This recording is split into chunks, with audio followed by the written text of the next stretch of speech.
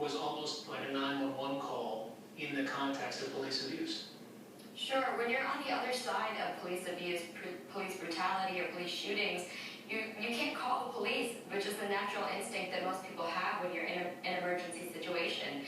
So now social media has really become this lifeline for people. It's not only there to document it so we can see what happened after the fact, but in that moment, in that video, you can see Diane Reynolds is really calling out for help in that moment because she doesn't know where else to turn.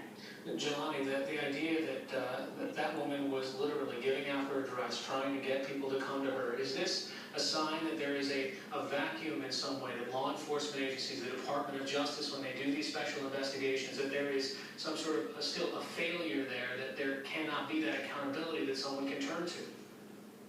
Certainly, and we've seen this again and again and again in kind of systemic way.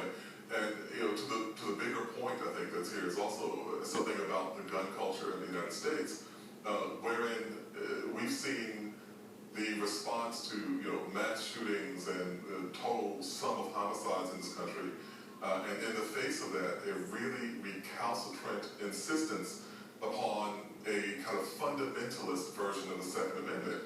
Yet this person was actually guilty of nothing more than taking the Second Amendment at face value and identifying himself as a registered weapon holder, and it results in him being killed, fatally shot. And so I think it sends a message here that these principles really are not made with us in mind. They don't apply to us. David Klinner, Governor Mark Dayton even said out loud today, and you might have heard it in the piece that preceded this conversation, is that, well, basically, would this have happened if the driver or the passenger was white? And the governor says no. Well, what's the training that police have when it comes to racial profiling?